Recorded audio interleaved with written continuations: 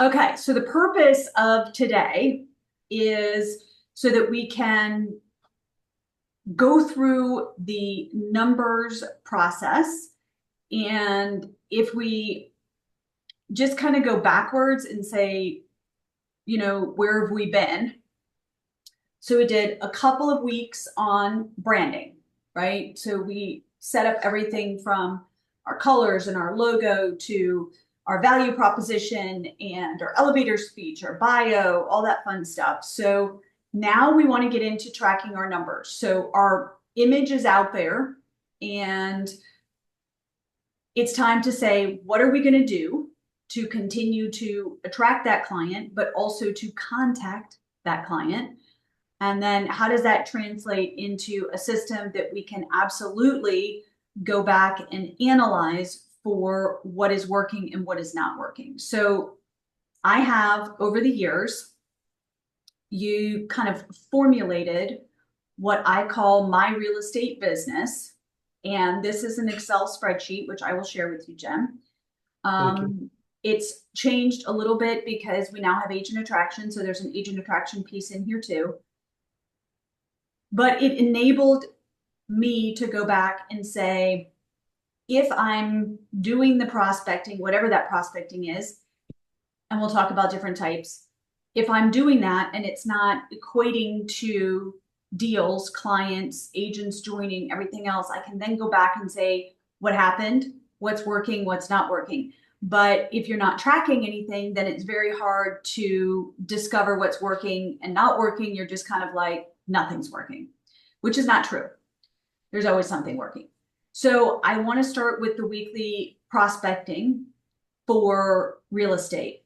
We are using this entire system to build a repeat and referral business that will be attracted to us, yet we also have to fill in the gaps with other types of prospecting. So today we're going to set that repeat and referral business aside and talk about other types.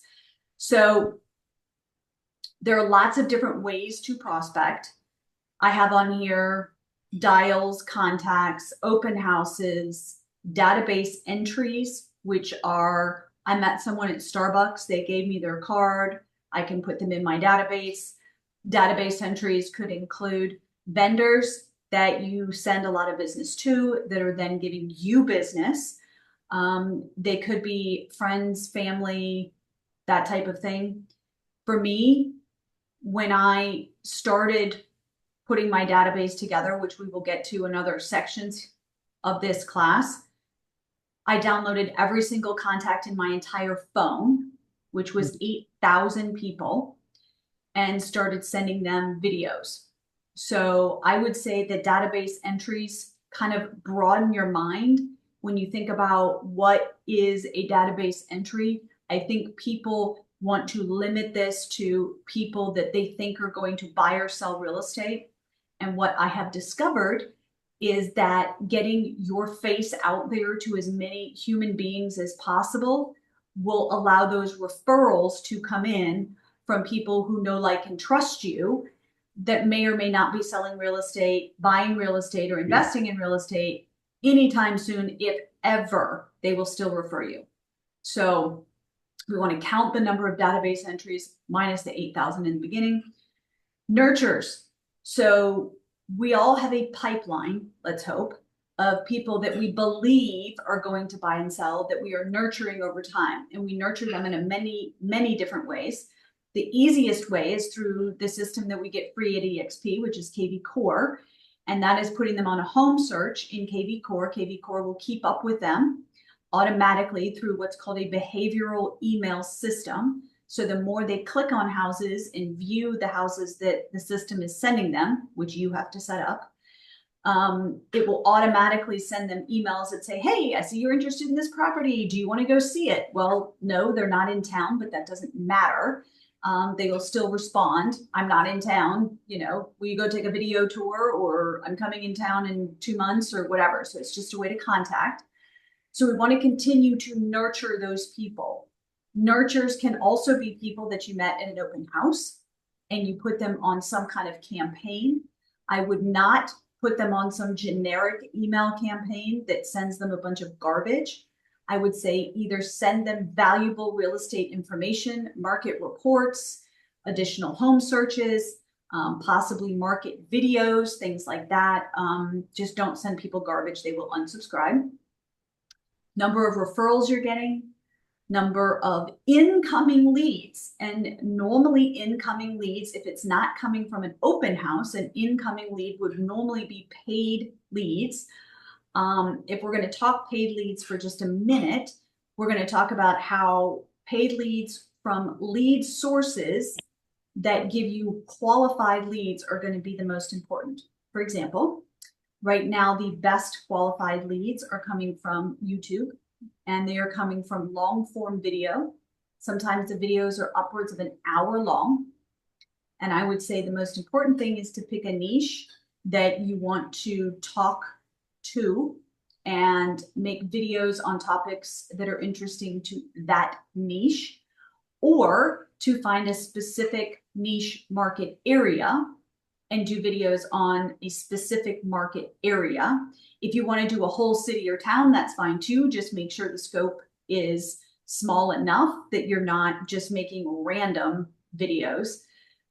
The reason YouTube is working so well is that people are hyper absorbing content through playlists. Meaning if you had a new construction playlist, they may find that through a Google search. They find the new construction neighborhood and it automatically rolls through the playlist to the next video, the next video, the next video.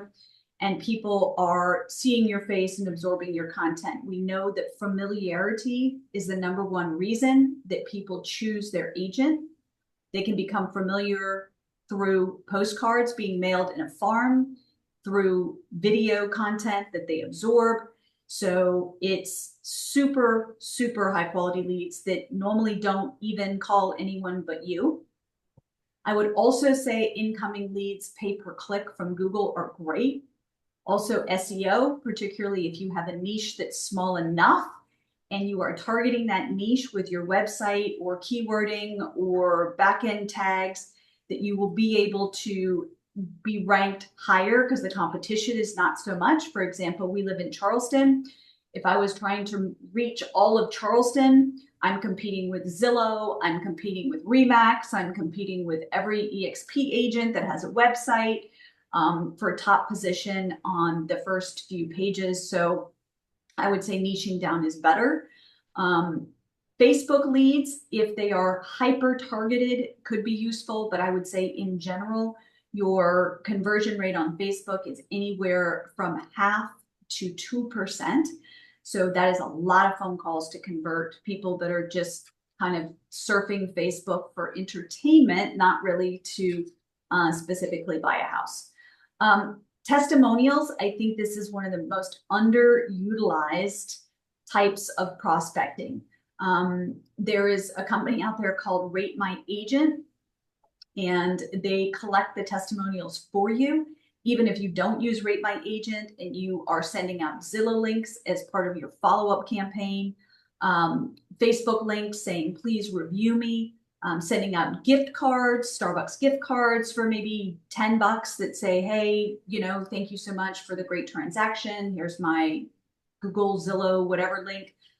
Would love to have a nice testimonial. I have an accountability group that we are getting together and getting testimonials from each other's clients, if you can believe that. So we've made a commitment to each other to do that twice a year, to pick 2 or 3 clients, and we'll visit each other's clients' houses and get some video testimonials.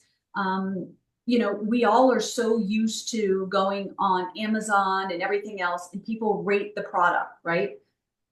And we see these ratings and we're like, oh, you know, we don't want to buy a product that has a 1 or 2 star rating. And if it has 0 ratings, then we're like, oh, well, I guess nobody even knows about this. So it makes us more skeptical. It makes us less likely to purchase. It's the same with us as real estate agents. When we have more testimonials, when we have more 5-star reviews, our credibility goes up simply because that is the expectation that people have right now. So I would say if you can focus on testimonials, I think it's huge, and it will certainly help you build your business. Networking events, more and more and more people are loving to go to events. We're out of COVID. People are ready to go out and about.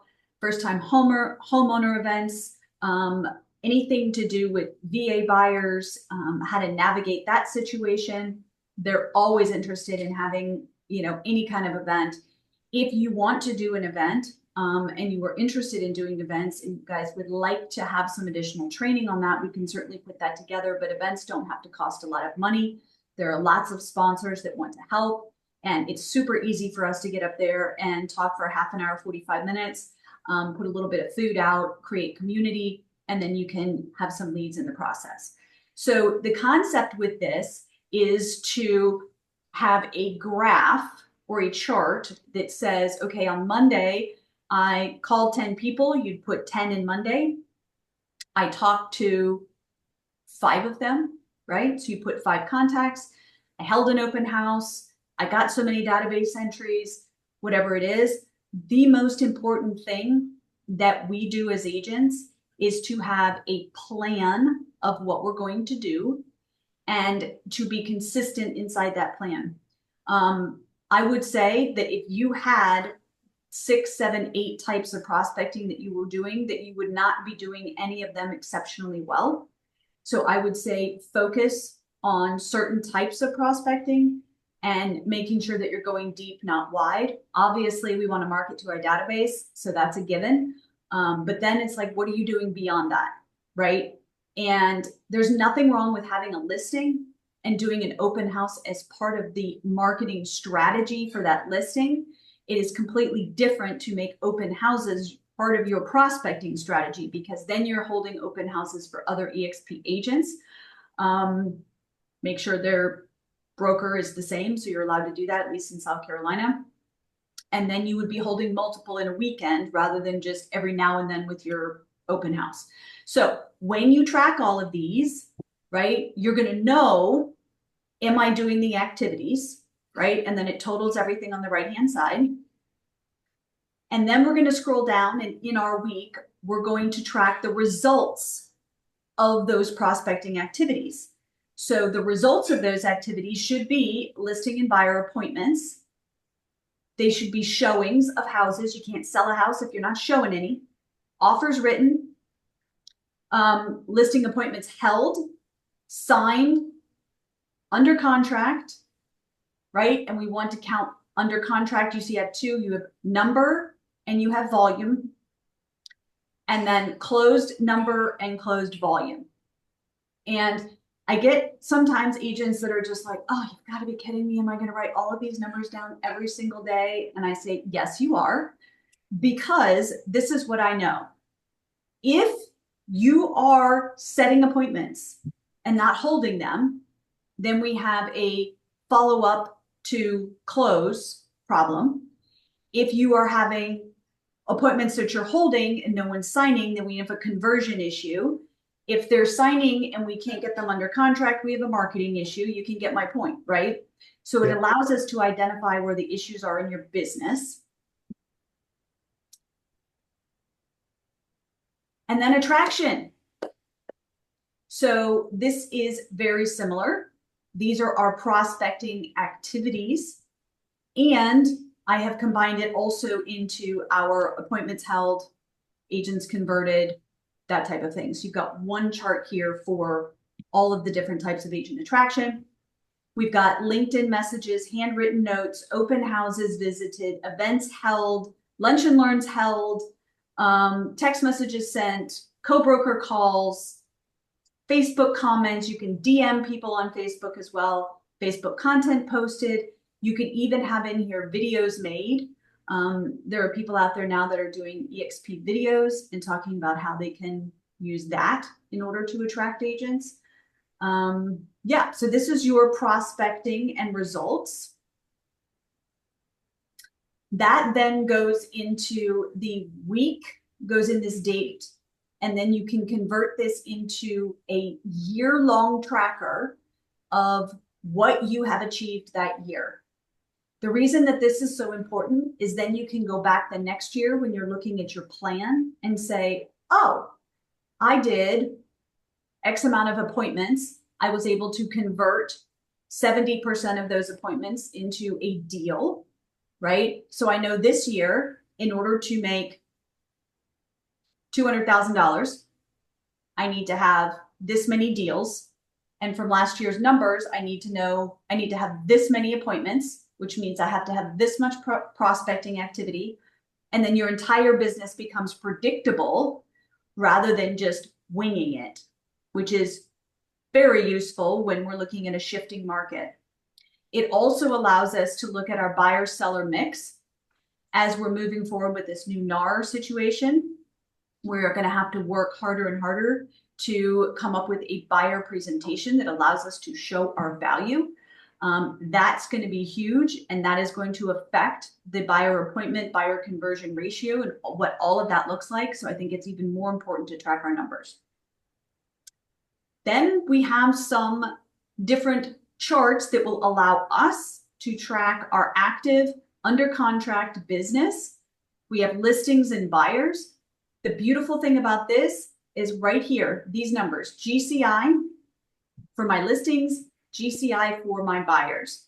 That tells me right now, my active inventory, what do I have the possibility of earning? All I have to do is get them under contract, right? And what we focus on expands, which means the more we focus on getting these people under contract, the faster we're going to make money, right? Then we have our under contract, listings and buyers. This was my cheat sheet before I had a closing coordinator. So I had the inspection date, CO100 date, when the appraisal was supposed to be back, when I was closing, all that good stuff. The same thing with buyers, re-inspect, final walk, close date, close time, all that good stuff. It had one piece of paper that I could keep my entire business on so that I could go on there once a day, check if I needed to check anything else out, and then I could get out of the sheet. Then I had a hot list for my buyers. These were the people that are up and coming. I need to be staying in touch with them.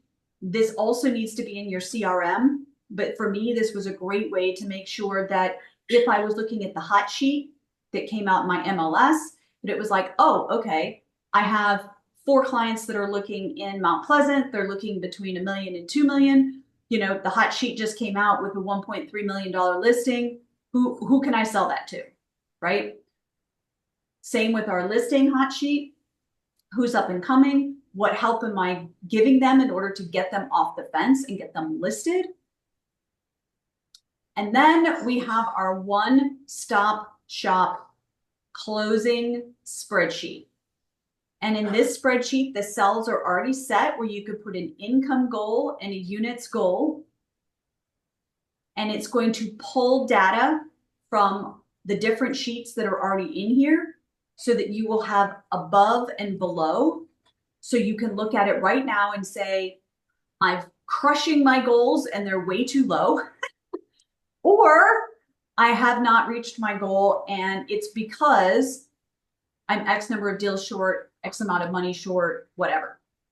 This was like my incentive box, which was my year-to-date pending. This was like what is coming in this month that I can count on. I loved that incentive box, right? And then we had the listing and buy that we would have to manually fill in here with our client address, source, whatever. This was also a great sheet when it came to taxes, to be able to use this to help get everything straight for my accountant. But this one sheet gave me an idea of what I did for the entire year. If you are with EXP, we actually have a downloadable sheet that we can download at any time inside of our My EXP app that will give us basically this information and more. However, if you're not with EXP, a little harder to do that. But this section up here is super useful to make sure that we're on track towards our goals. People say, okay, I'm tracking it every month. Some people say I'm tracking it every half a month. So every 2 weeks, I'm Where am I working towards my goals? How close am I? What do I need to adjust? And if you listen to Ed Milet, he will tell you that you should evaluate what you're doing every hour of the day and say, how did I use the last hour of my day in order to maximize my productivity? So then we go to AA, which is agent attraction. So these are my hot agents. These are my in progress agents. And I love this box. What help needed? So this was a great way for me to track at any given time what that person is looking for as their pain point, how I can be connecting them to EXP resources. So as I'm going through my emails from EXP, as I'm looking at the website, the YouTube channel, I know exactly what to connect them to, because many people at EXP say to me, well, I'm not sure what resources we have. I don't know what I should give them. Well, we have a lot on YouTube. We have a lot on life.exprealty.com. And these are excellent resources to plug them into. If you are in my organization, you're getting an email every single week with classes to plug into, as well as links to get onto some of our organization's trainings. There is so much information at EXP, you're going to drown in it. And then I have my generals. The important thing about my generals is that when you start building out a larger organization, you will have people that are very excited about agent attraction. And if they're excited, then you should be excited about them and helping them do agent attraction. So this was a great way to track my generals so that I can keep in touch with them, make sure that I know what their goal is, what I can help them with, and when I last contacted them. So I'm tracking at all times what their production for agent attraction is. So for me, I used to call this my real estate business. And this sheet was how I kept my entire business straight from start to finish. And then I just copied this sheet every single year. And I will be sending this along with the chat and the video. And Jim, I am happy to email this to you as well, if you would Yes, like me thank to. you. Absolutely. And I am going to I'm